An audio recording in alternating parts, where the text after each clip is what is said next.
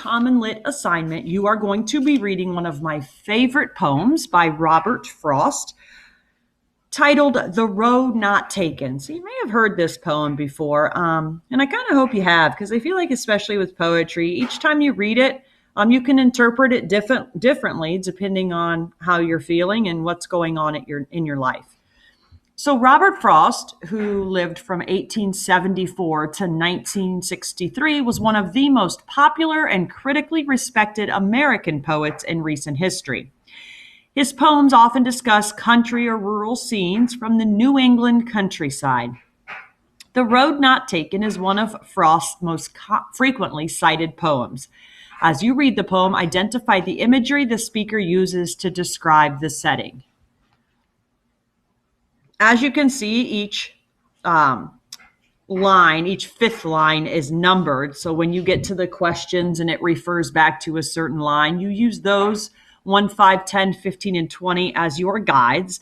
This poem has 4 stanzas, and we know that because of the extra space between those. So a stanza is kind of like a paragraph in poetry. Okay, back to the poem. 2 roads diverged in a yellow wood, and sorry I could not travel both and be one traveler. Long I stood and looked down one as far as I could to where it bent in the undergrowth. Then took the other as just as fair, and having perhaps the better claim, because it was grassy and wanted wear. Though as for that, the passing there had warned them really about the same. In both that morning equally lay, in leaves no step had trodden black. Oh, I kept the first for another day, yet knowing how way leads on to way, I doubted if I should ever come back. I shall be telling this with a sigh, somewhere ages and ages hence. 2 roads diverged in a wood, and I took the one less traveled by, and that has made all the difference. So you may have to reread that poem over and over. I think there are a couple really important lines, and it truly depends on how you interpret them as an individual as to what meaning you're going to get from this poem. You may see it as something really positive. The guy's happy he took the path that he did. You may see it as he's regretful that he chose the path he did and wishes he would have chosen the other. It really kind of depends on, in my opinion, how you define this line right here. I shall be telling this with a sigh. Is that sigh reminiscent of the good choice he made? How happy he is with his choice? Or is he suggesting that is kind of a sigh of like, oh, I wish I would have chosen the other one? So, it completely depends on your interpretation, which I think is what makes this poem so great. All right, let's go over to the assessment questions. Number 1 is short answer, and I believe for honors, you will be answering that. For regulars, I just assigned them multiple choice. I will say that with the short answer, you have to use evidence from the text if you want or hope to get a 4 out of 4 on it, okay? So it says, using evidence from the text, explain what the roads symbolize in this poem. So what are these roads? Right? And you're going to use at least one point or one piece of textual evidence, which shouldn't be too hard to choose out since this is literally 20 lines in length. There aren't that many to choose from. Okay, moving on to the multiple choice. Which statement best describes how the speaker's thoughts in lines 9 through 12 affect the meaning of the poem? So let's reread lines 9 through 12. Though as for that, the passing there had warned them really about the same, and both that morning equally lay in leaves no step had trodden black. So what are those 4 lines? What do they say? He's standing there, he's looking at these 2 paths, and he says that they're worn about the same and that nobody has trodden down them yet today, right? He doesn't see any evidence of anybody traveling them. Okay, so which statement best describes how the speaker's thoughts in these lines affect the meaning of the poem? A, the speaker admits the roads are really the same. Did he do that? They're worn about the same, right? He does not take the road less traveled, but wants his choice to seem like it matters. Okay. The speaker admits the two roads are really the same, indicating that he will grow confused with age and forget his past choices. Anywhere in this poem does it talk about him becoming confused as he gets older and not remembering things? No. So that, once again, when I talk about the strategy and answering multiple choice questions, I always say if you're given 4 choices, 2 of them typically can be crossed out right away, and I think B is one of those.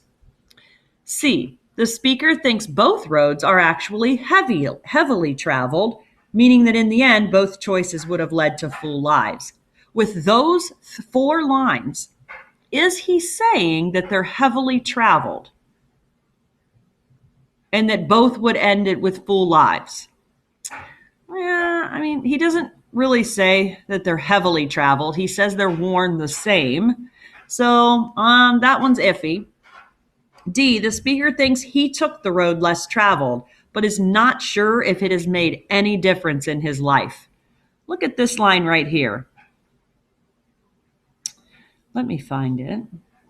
The end, line 20, and that has made all the difference. This says he's not sure if it's made any difference. So those two completely contradict one another.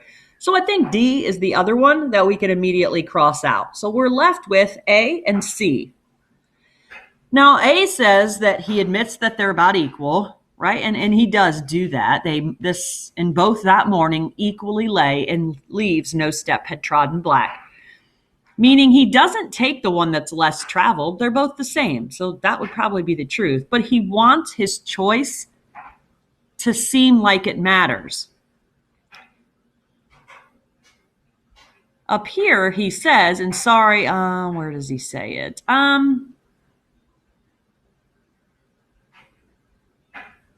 He says down here, 2 roads diverged in a wood, and I took the one less traveled by. So he's telling us that he chose the one less traveled. And up here, he said that they were equal. They looked, or they appeared to be equally traveled. So you choose. Is it A or is it C? Does he talk about both paths would have led to full lives? You kind of have to figure that out. Up here, he's saying the roads were the same, but he wants his choice. He wants people to think that he chose the one less traveled because that's the one that maybe would be better, or whatever the case may be. Okay, so you're left with A and C. Which one of those is it? Let's move on to the next one. Which statement best describes the significance of lines 13 through 15 on the meaning of the poem? Let's start with line 13. Oh, I kept the first for another day, yet knowing how way leads on to way, I doubted if I should ever come back. A, the speaker is not worried he made the wrong choice because he can return to take the other road. Does he really think he'll return to take the other road? He says here in line 15, I doubted if I should ever come back. Probably not A. B, the speaker is worried he took the more traveled road and will not be able to return to take the less traveled one. Does he think he took the more traveled one? I mean, he specifically tells us that he took the one less traveled by. So once again, there's a contradiction there. So it's not B. So we've already eliminated A and B. Those are the two of the 4 answers that we know are not, those are not correct. So now we're on to C and D. The speaker understands that taking one opportunity will likely prevent him from going back to take another. Oh, I kept the first for another day, yet knowing how way leads on to way, I doubted if I should ever come back. Is that what C is saying? Or D, the speaker believes that he will be able to take all of the opportunities presented to him at some point in life. Does he think he can come back and take advantage of these opportunities, this specific path, if he passes it by now? You decide, C or D. Number 4, which of the following best describes a theme of the text? So what do you think Robert Frost wants us, the readers of this poem, to learn and apply to our own lives? Sometimes one must make a choice without knowing if it will be best and just live with the consequences. Is that what happened in this poem? A guy stood, not knowing which choice to make, which path to go down. At some point, you just have to make the choice and make the best of it. Is he saying that? If so, choose A. B, there will always be decisions in life, but one can return and make the decision differently if one makes a mistake.